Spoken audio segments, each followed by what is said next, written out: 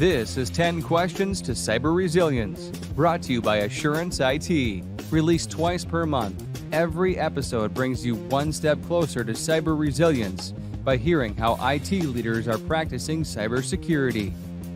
Resources mentioned in the episode can be found in the show notes.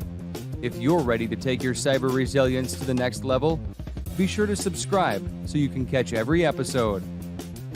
So welcome this afternoon here. It's an honor and a pleasure. I've got a wonderful guest on our podcast today, Andria Delia. I don't know if I can actually give the right introduction here. She's a cyber threat intelligence expert. Andrea's done a fantastic job in the cyber community over the last few years. I was able to pull her away from her day job for half an hour here to give us her time and her expertise. So without further ado, Andrea, I'm going to ask you to introduce yourself to the audience here, because I don't think I would do the right job here. So go ahead and tell the audience who you are. Well, thanks for having me. As you know, it's not just a day job because cyber never sleeps, and neither do I. So, That's true. Basically, I'm a cyber threat intelligence expert. What that means is I take data, information, and evidence, and I transform it, I vet it, to create intelligence information to better protect organizations, individuals, corporations, law enforcement, and government. So I do intrusion analysis. So it's a high-level investigation, a technical investigation, if ever someone is hit with an incident, a cyber incident, and I mitigate ransomware attacks. I also map out technical exploits. I threat hunt. I try to find the initial access and the perpetrators that cause these incidences, all that fun stuff, pen testing, risk assessment, anything that has to do with cyber, I can do. Fantastic. Yeah, like I said, you do a lot. And like you said, you probably don't get a lot of sleep. So that's amazing. So I did hear something about you being nominated by Cellebrite for a Digital Justice Award and a Rising Star Award. So talk to us a little bit about that. Thank you. Well, Cellebrite is the Israeli intelligence platform that is used by all levels of law enforcement, like CIA, FBI, NSA, Interpol, and even here our Sorties du Québec and our CMP units. What it does is extracts like all the evidence and the forensic evidence of any kind of device. It cracks devices, and it allows us to do forensics either on iOS or Android. And I specialize in that. And I was nominated, so I'm heading to Washington for that, which is a pretty great honor since I'm not law enforcement. And this is like high-level law enforcement that usually deal with this kind of stuff. A huge accomplishment. Congratulations on that. Thank so you. when did the awards take place, Andrea? It's right at the end of March. Fabulous. And how does one get nominated for this? Obviously you need to be, pulling your weight in the industry. You need to be front and center. So how does someone get nominated, if you don't mind me asking? Usually it's when you utilize these tools to do great things and to advance research. So I have done extensive research in iOS forensics. And as you know, there's not that many people in the world that could do this type of research or that do map out technical exploits within iOS forensics or Android forensics. And also I use that knowledge to mitigate ransomware attacks, which is also something that very few people on their own do to mitigate ransomware attacks. So I guess it's, through my work and through the accomplishments that I was recognized. Yeah, it's amazing. Again, congratulations. And we'll look forward to hearing about how that goes at the end of March in Washington. Thank you. Well, I was excited about having this conversation because I know you're very passionate about what you do. It's obvious online. I see you in LinkedIn. I see you online, writing articles. So you're very present in the community. So I was excited to have you here because I know this conversation can go for hours. Yeah. So my job was to kind of, again, make your time as optimal as possible because I know you're very busy. So what I'd like to start with, I have a few questions to ask you, and I hope we can get through all of them. But let's start by talking about how ransomware actually works, right? We often hear about the technical details, which are fascinating, frankly, for the techies out there. But let's talk about a little bit about the psychology of an attacker, a bad actor. Let's talk about that because there's obviously a lot behind the scenes that we don't really think about. We always see the technical details. So how does that ransomware actually, get derived?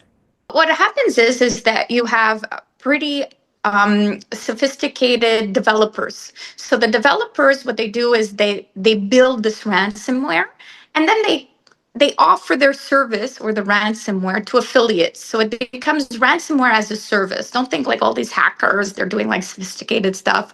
What it is within the groups, it's sort of an affiliation program where everybody utilizes a ransomware, and then they can just check off boxes within the capabilities of the ransomware, how it gets launched.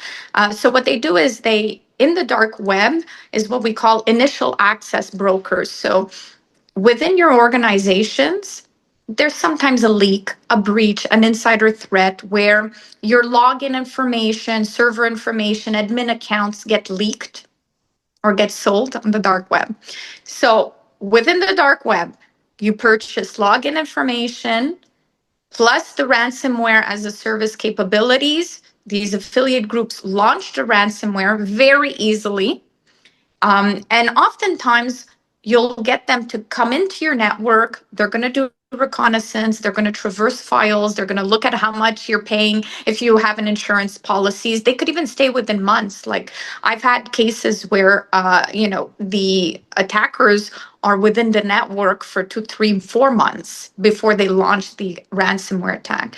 So that's a lot of time for attackers to be in your network, and nobody, no, there's no Noticing they're alert, there. or Right. sometimes we don't realize, or we don't put the alerts necessary, or we don't know how to identify initial access. So this is how it works. So they look at your insurance policies. If your insurance policy pays up to $1 million, then they kind of adjust the ransomware amount in that case.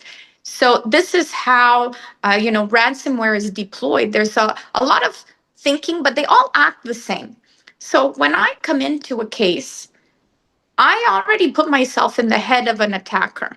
They pretty much do the same thing. They all want the same thing. They all are, Right. opting to, intimidate, extort, cause a lot of anxiety because, anything with cyber, people don't like talking about, or, it's a pain for people. So when you're hit with an incident and you have all your endpoints with a black screen and you don't know how to get back on, it becomes very stressful. So you succumb to fear. And I always say knowledge is power. So when you know what the attackers want and their playbook. So there's a lot of leaked playbooks, like we have the Conti ransomware group that got into a fight, and they leaked their playbook. And their playbook is really a step-by-step training that they give to their affiliates that explains, okay, open this account, infiltrate like this, go through these files, and exfiltrate the data in this manner. So I always tell the IT departments, look at these ransomware playbooks. Look at the leaked information that we have, and this is intel that we have from the threat actors. And now you know where to look. So when I come into a ransomware attack, I know that they might be hiding behind a malleable C2, which is their command and control, and it's hiding behind a Windows update. It looks like a Windows update, but Right. it's really a beacon to their, command and control. So I know where to look to make sure that I clean up properly and that I can investigate properly because I already know the steps that these attackers take. So, hackers will hack the network, will hack your infrastructure. And I Mm-hmm. always say, I don't hack them, but I hack their brains. That's And that's interesting. how we get us. I like that. The ransomware playbook. See, oftentimes we don't think about that, right? Oftentimes we're just thinking about the technical details and the shock and awe of an attack, right? Yeah. And if you reverse engineer that, obviously, as you've just described, very, very in detail, it makes a lot of sense from a psychological perspective. They have this ransomware playbook. They've been told to do step by step, and I mean, in most cases, it'll work and it'll go unnoticed, right? But in the event that you have an expert like yourself who comes in, is able to reverse engineer that, Yeah. then obviously they're not having a great time. Yeah. But you're right. I mean, you see those are some of the things that we overlook sometimes when we're actually trying to do an incident response. A lot of times we get called in and we're trying to, mitigate the damage. And again, replaying or playing back that ransomware playbook can obviously lower the mean time to resolution, as we all try to do, damage control and minimize downtime. So that's interesting, and that's why I wanted to specifically talk about the psychology of an attack, because again, we forget that all these playbooks exist. And ransomware as a service, if you just want to touch on that a little bit, Andrea. I mean, Yeah. since you've been in this business, have you seen that industry grow? I mean, what does it Yes, look like? I mean, how absolutely. Cybercrime has become the third largest economy. We have China, United States, and cybercrime. So wow, it is that's a very incredible. profitable industry, and it's very profitable for cyber criminals. And unfortunately, law enforcement cannot keep up. There's so much change, and we have to push towards that. And I really try to speak out, and I try to give help as much as I can to law enforcement, so that it levels out the playing field. Because they are so sophisticated, they make funds, they have great tools. Thankfully, we have great tools like Cellebrite on our side too, but the manpower is just not there. And like I said, I like to disrupt their activity. I have not paid yet a ransom. I completely ignore threat actors.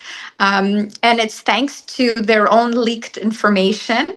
I know where to Right, look, I know where to clean up. But the most important is actually finding that initial access.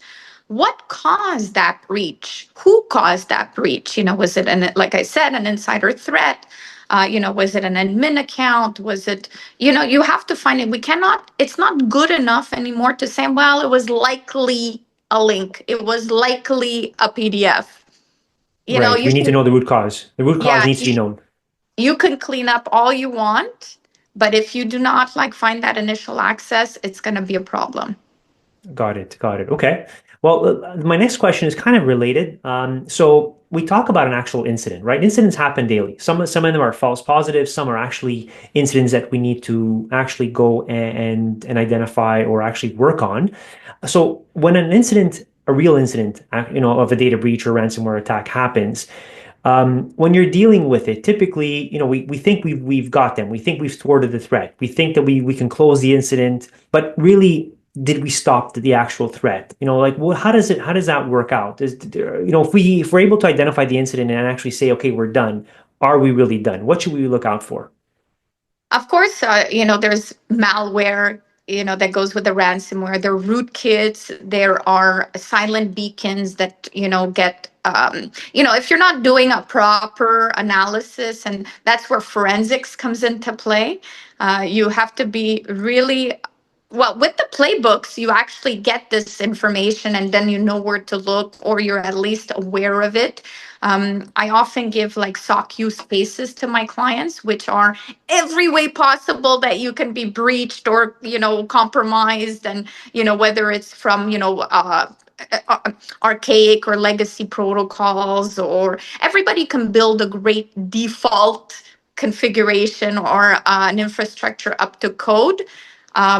But there's always going to be a threat actor. There's always going to be a little element. We cannot build an infrastructure that is completely air gap, that you cannot be breached. There's always a way to breach. So when you do build an infrastructure, you have to build it like an attacker. So of course, having all this information and doing a proper analysis, that there's no rootkit left behind, but that has to do with the experience of the people coming in. People like yourself, that you're mindful of these things, you're aware that they exist. So when you come into a cleanup effort, you're mindful of looking and making sure that there's no remnants left behind from the threat actors, because they could leave a lot of garbage behind. And I always say this: even if you don't pay a ransom, it is a costly feat, because even cleaning up a ransomware attack costs millions of dollars. This is Right. why having the right tools and investing is foundational for any company now. To have an MSP, to have all these tools, to have Right. multi-layered security tools and alerts, it'll save you millions. So that's why when I see like, small costs and, adding protections and awareness training, it's a small cost. One little ransomware can cost you millions, even if you don't pay Yeah. the ransom. It's interesting that you mentioned that because a lot of times we forget that, right? We forget about the after cost of an event, right? And we see that where customers, they're only worried about, what's the actual cost of that downtime or that operational cost. But it's not only that. I mean, there's reputational risk. There's a whole bunch of things that go in and around a potential breach or ransomware attack. So I think it's important that we're mindful and we actually preach this to customers and the enterprise. So again, I appreciate your answer there. I think there's a lot to take in, and really, I think like you said, right? There's so much that they can do, and there's so much that we can do ourselves. But at the end of the day, it's about being mindful and about knowing what's out there and how to potentially lower the risk. And that's kind of how we see it. That kind of moves me to my next question here because we often talk about artificial intelligence, right? Artificial intelligence is becoming the topic of the day for a lot of people in and outside the enterprise. So, I mean, everyone's talking about, Gen AI tools, how to use it in their everyday productivity, and so on. So, how is, in your opinion, your experience, Andrea, how are you seeing artificial intelligence coming into the cybersecurity world as a threat, both as a threat and an ally? Right? How are we seeing this? Because I see it often from a defensive perspective, but what are you seeing? I mean, I love artificial intelligence has become, a resource that we all have access to, which is something great. It just makes our work a lot better. We can scale our work thanks to AI. I know that in my field and in my work, it has elevated my knowledge. It has elevated my work, the quality of my work, the diligence of my work. But I also, when I spoke in Dubai at the World Tech Conference, I spoke about AI leveraged ransomware attacks. So with every good tool, comes the negative aspect of it, where threat actors are now leveraging AI, and they are launching ransomwares. And these ransomwares are like malware, but they're called polymorphic malware, where they adapt to your infrastructure. So they will come in, and let's say it was for the ransomware was for a certain platform or a certain operating system. Well, if if they detect a different operating system, they will just polymorph into whatever is needed to compromise and to get in and to corrupt and to launch their attack. So, as we go along, and I'm sure you have that in your tools where they're incorporating AI. Thankfully, the good guys have been working harder on the AI capabilities than the bad guys. That's true. And we've integrated a lot of AI into our own EDR tools. So as we see, AI will help us detect quicker, these kind of ransomware attacks. So we are going to fight AI with AI.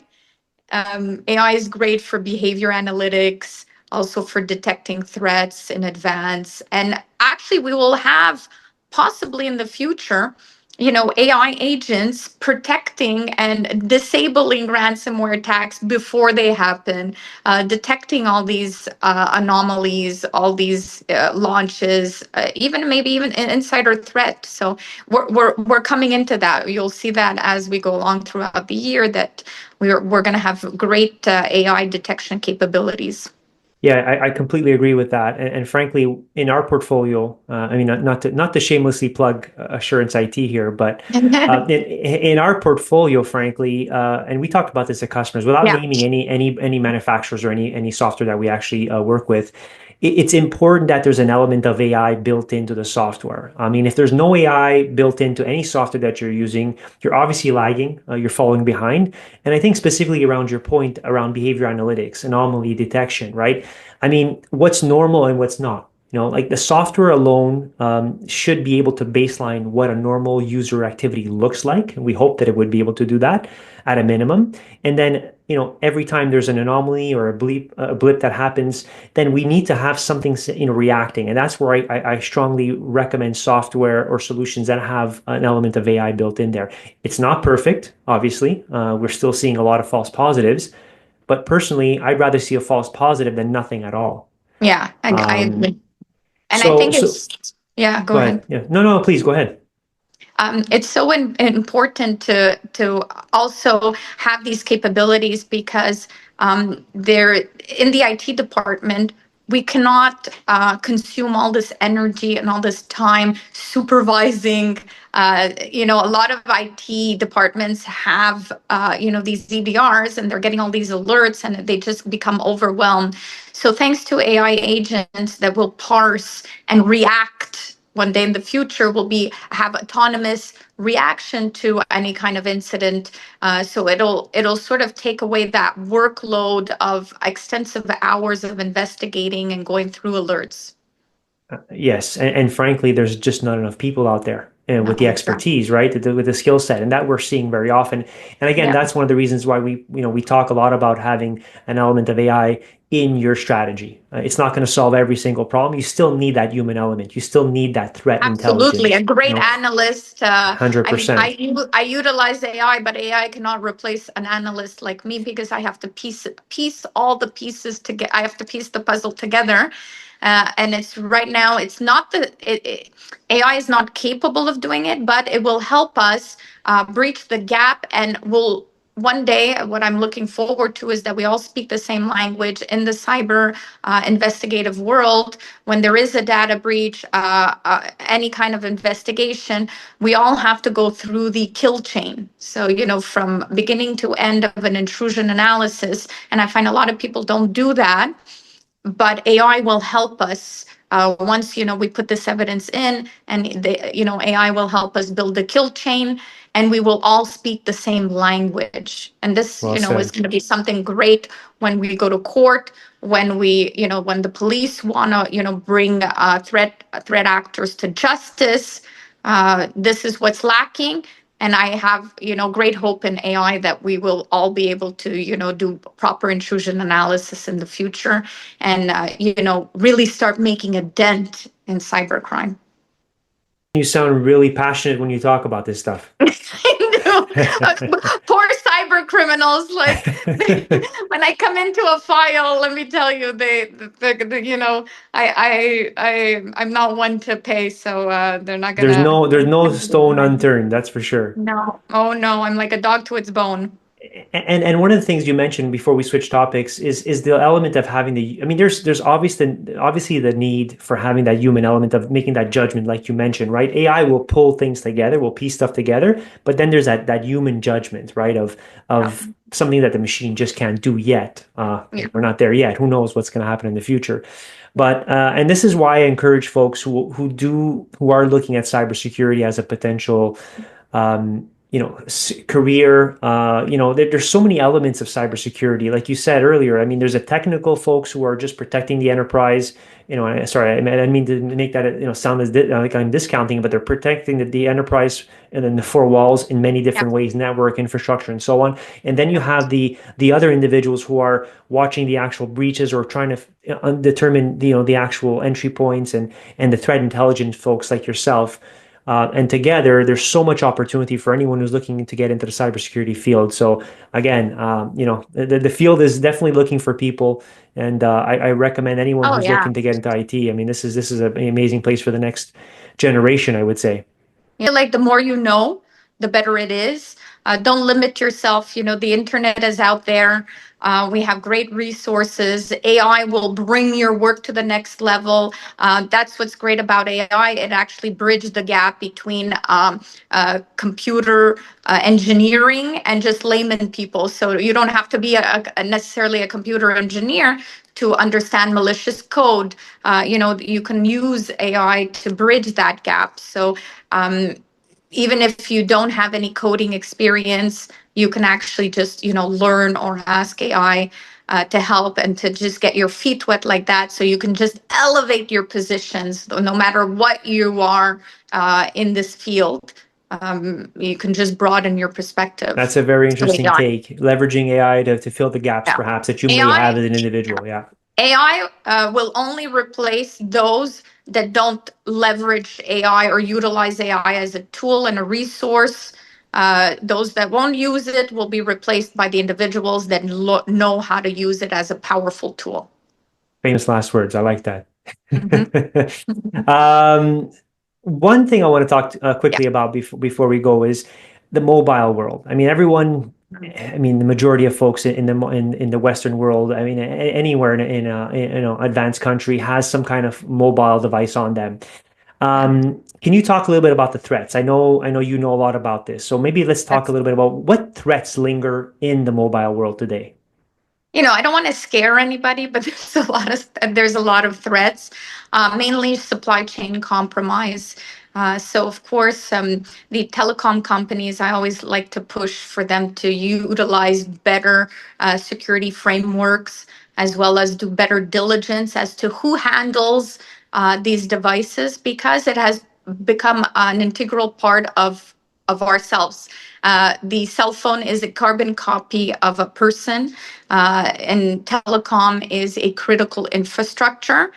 So sometimes, of course, when I go to a mall and I see the way these things are handled, and like I cringe sometimes when I see like loose SIM cards and like just unlocked cabinets, and I look at the people, and I hope that they are thoroughly vetted, but we need to take that very seriously, because any manipulation, and it's very easy to manipulate a device. All you need is a serial number. You don't even have to open a box, and you can compromise a device. And we know how many flaws there are. We're just not aware of it. I mean, my story started. I was completely illiterate about cyber, and I had purchased one of these compromised devices, and I didn't know anything about it.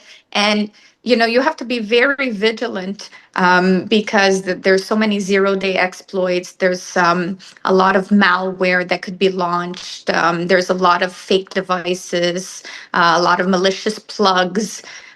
Like I said, threat actor activity is very lucrative, so it's Yeah. not ending. And law enforcement, unfortunately, even the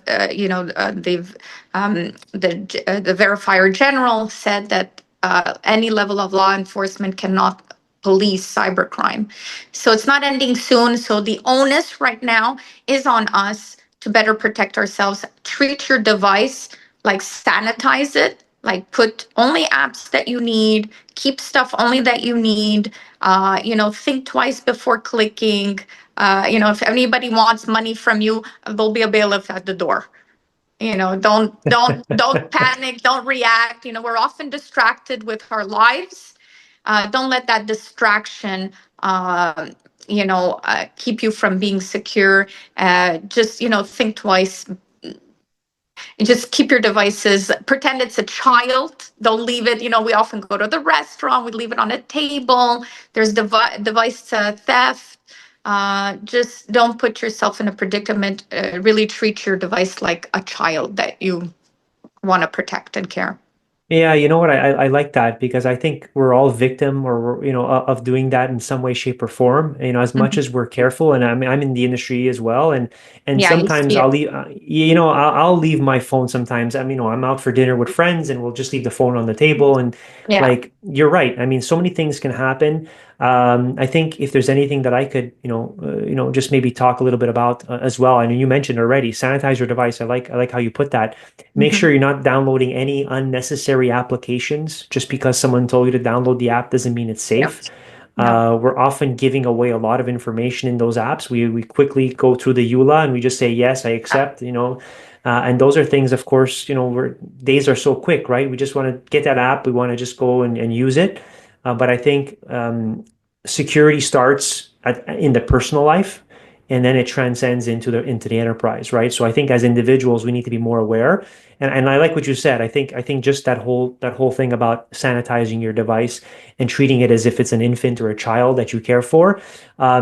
I know it might sound bad by saying it, but at the end of the day, you've got your banking information in there. You've got, personal information in there. You've Health got information, pictures. health pictures, exactly. And I think, if you underestimate what's in there, or the power of that information being compromised in there, then it could potentially lead to that happening in the enterprise. And again, I don't want to sound as if we're, sounding the alarms, No, but I think it's important.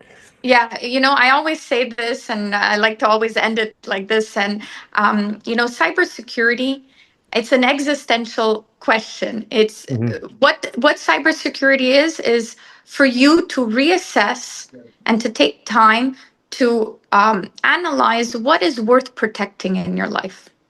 Right. That's what cybersecurity is. Right. So everything that Exactly. you do, every device that you have, every person that's utilizing or is on your Wi-Fi or is using a device in your household, what can you do and who and what is worth protecting? And then you take the actions necessary. Be Well, that's mindful of that's that. yeah, that's well said. Well said. Yeah, and then again, those small actions that you're taking will again go, carry you through every other aspect, whether it's within business and the enterprise and so on. So I think that's pretty good advice to adhere Yeah. to. Again, life happens fast, like Ferris Bueller Hmm. says, but Hmm. sometimes you got to stop and protect your Yeah. mobile phone, because if you don't, who knows what could happen. So, Andrea, before we wrap up here, tell us a little bit about what you have in terms of projects. Are you speaking at any events? I know you were in Dubai lately. I know you were traveling lately. So, anything that we should be looking out for? Where can folks find you? Where can they reach you if they need Well, your they could expertise? definitely, yeah, they can definitely reach me on LinkedIn. I keep everybody posted on LinkedIn. I do a lot of podcasts. I do a lot of talks. We're also, I'm going to be part of a big OSINT group that's open source intelligence to teach people. So you'll probably see a lot more learning. I just want to concentrate on that as sharing my knowledge on the social platforms. So hopefully that's going to be coming up this year. Fantastic. Yeah. Yeah, always interesting to chat with you, Thank Andrea. you. A You're doing pleasure. fantastic. Oh, no, We the pleasure was share we mine. share the same passion. Obviously, yes, we do, Yeah. and the industry is lucky to have you. I know Thank you have you. a lot more bad actors to go and crush. So Yeah. I know I'm not going to take too much more of your time here, but what we'll do is we'll put your social links when this goes live. It'll be live on our social channels as well. And Super. again, I wish you best of luck Thank you. in March. I know that's a very exciting thing Yeah. coming up in Thank March for you, you. the awards. Wishing you the best of luck and keep doing what you're doing, because you're doing a fantastic job. Thank you. Likewise. Thanks for having me. It was a pleasure. Thank you. Thank you, Andrea. Bye. Bye, everyone. Ciao. Bye bye.